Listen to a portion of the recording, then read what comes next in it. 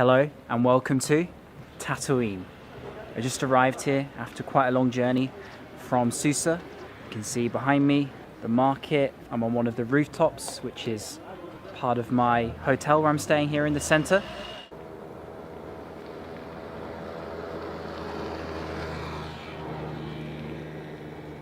After walking for about 15 minutes, I'm now on the edge of town. It's a lot quieter around here. Some cars still passing on the road. It's a very different Tunisia than the one in Susa and Tunis, that's for sure. The land is much drier, as you can imagine. The further south you go, a bit like Algeria, the country's landscape changes from the green northern strip to arid and dry. Parlez français? نقدش. Parlez anglais? نقدش. Okay.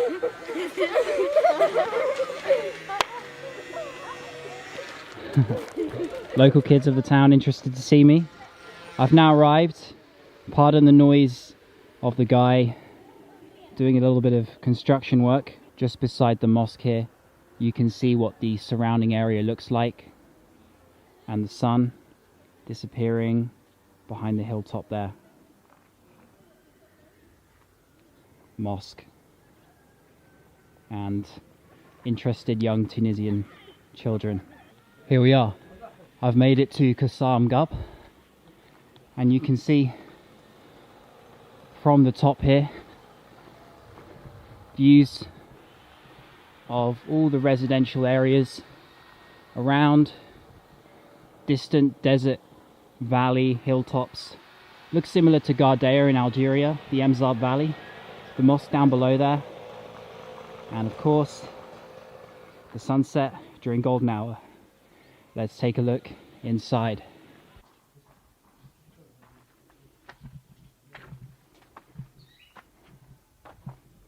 The first time I've seen this kind of architecture before, 15th century, although a lot of it has had the wear and tear over time. I've heard there are much better preserved qasrs.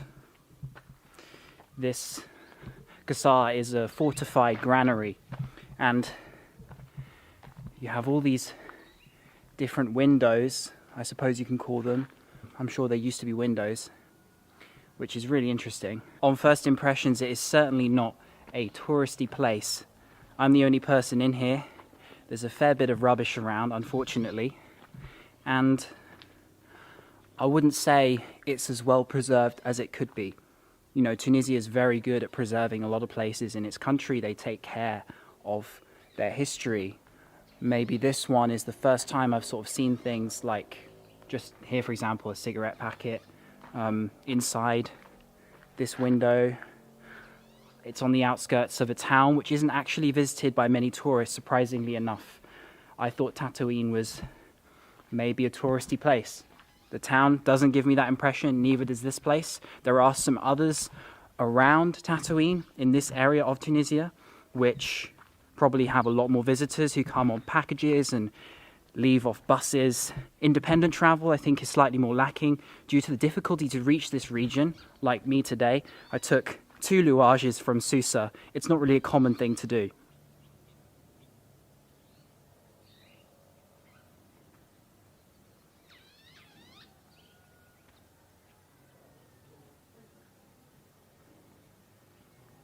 So let's head inside this narrow entrance.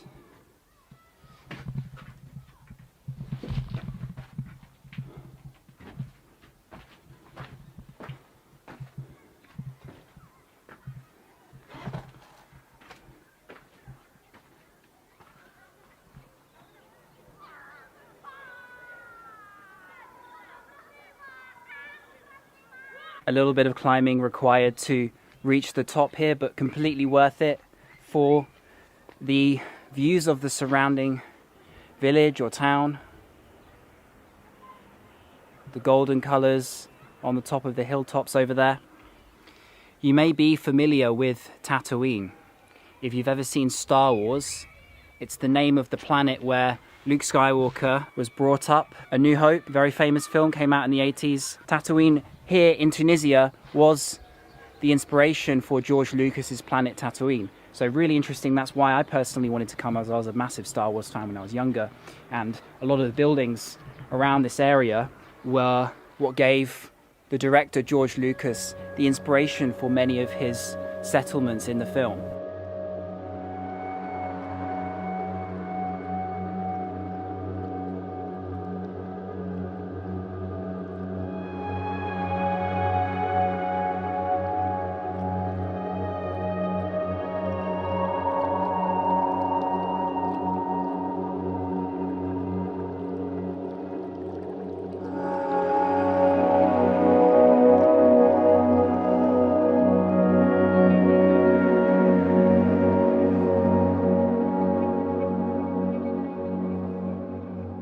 So as you can see behind me, I've now left the Qasr. You can get an idea of its exterior wall just there.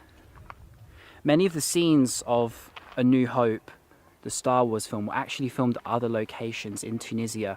It was just the inspiration of the name and a few scenes that were filmed here in Tatoein.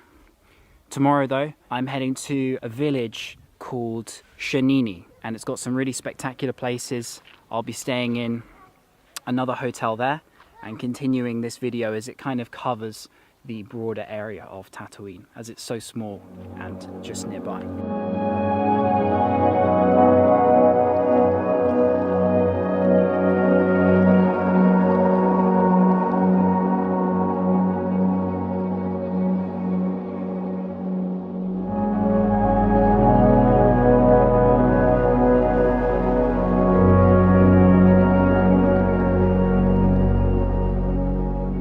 Welcome back.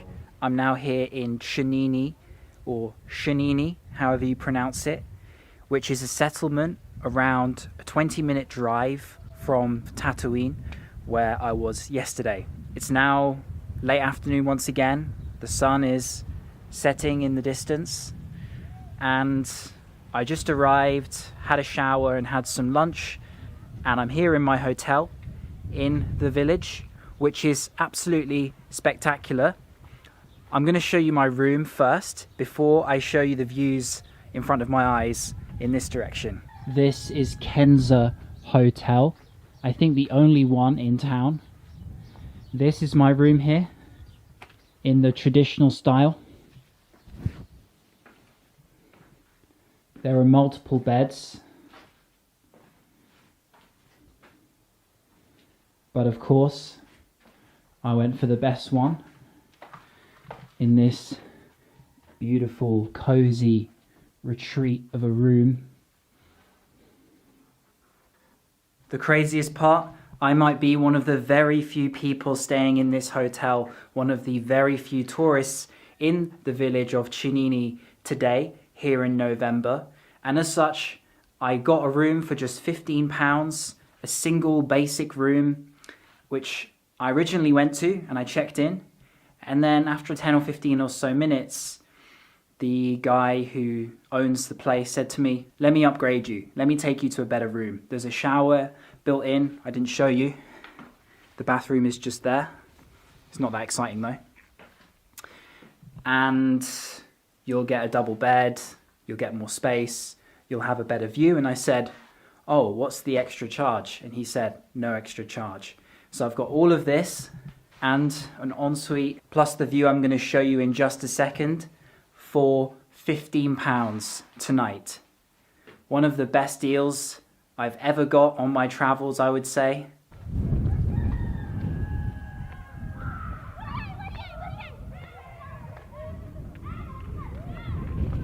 So just a 5-second walk away from my room and I have an amazing view of the valley which Shunenni sits in.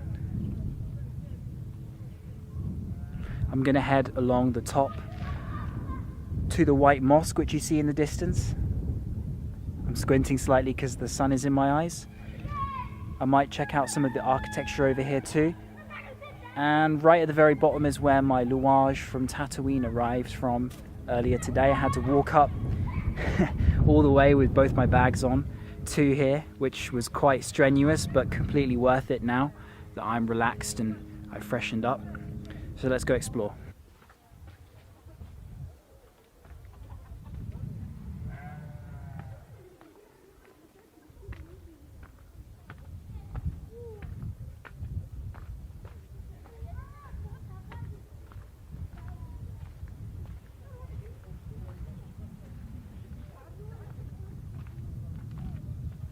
the village is small enough that you can hear pretty much everyone's voice. Some men talking by this cafe near the mosque, and I can hear them chatting away, and a cockerel from the other side echoes around the valley as well. Temperature is perfect, it's around 20 degrees, there's a cool breeze. For an Englishman, it's very comfortable.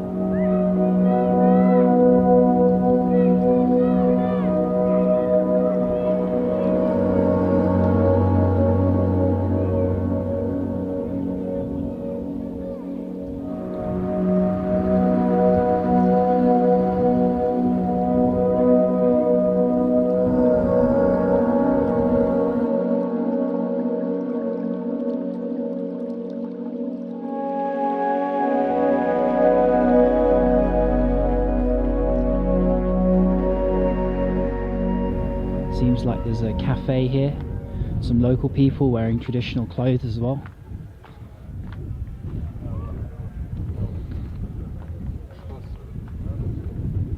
Assalamu alaikum. Wa alaikum assalam. Marhaba. Marhaba.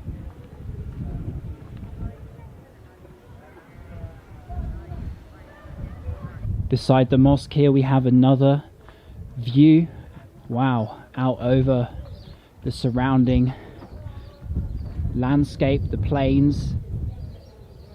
You can see the edge of the valley here.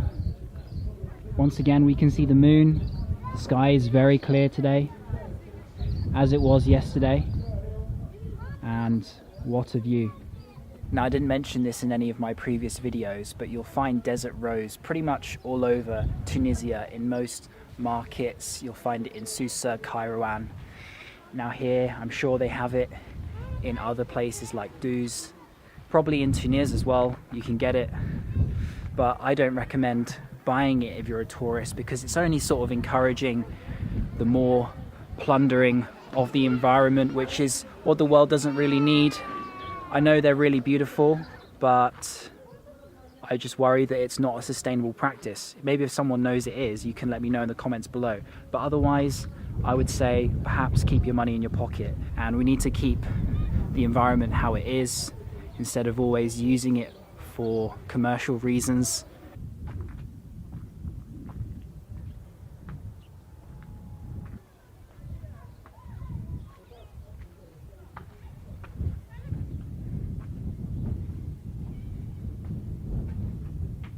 I can see my hotel room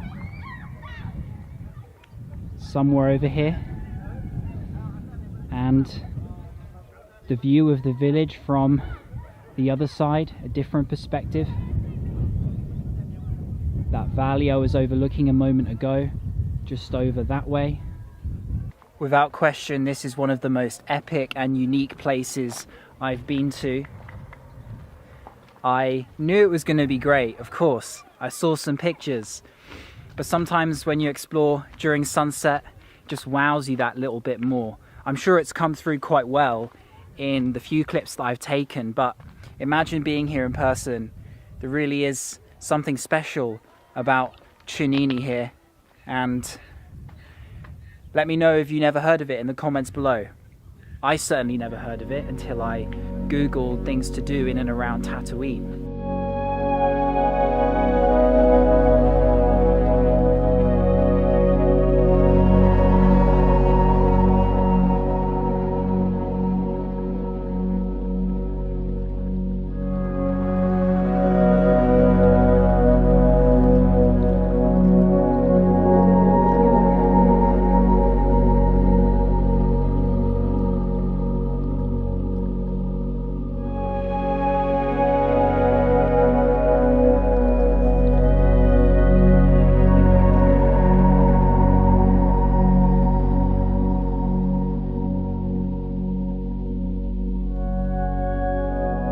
What a view of the valley behind me, clear skies, good weather, while the rest of my friends and family probably freezing back in the UK. Affordable hotels, decent and inexpensive food, friendly people.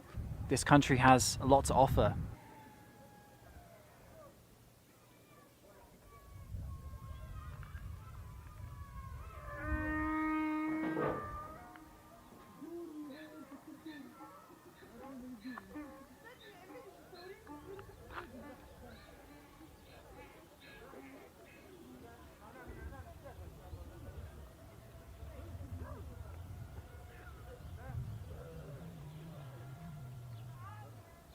It looks like no one lives around this area anymore. They all live in other parts of the town. The door is just simply too small, I think, for anyone to be living in it in the 21st century. But you can imagine this was an old street of some sort. أشهد أن لا إله إلا الله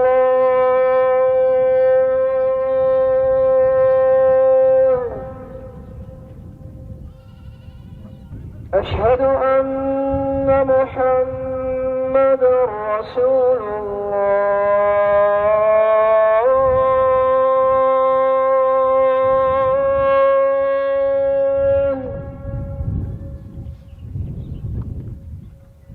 حي على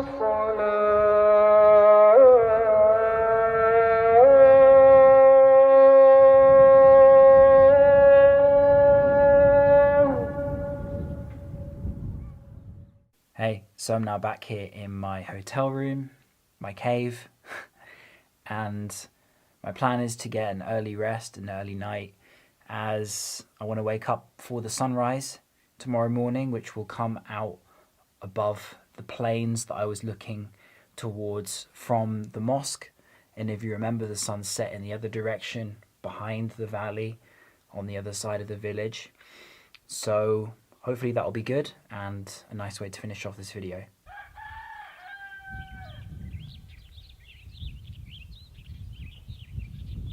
Good morning, welcome back.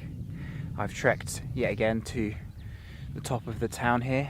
As the sun rises, I've got a perfect view of the town and a perfect view of the distant scenery. So let's soak it in.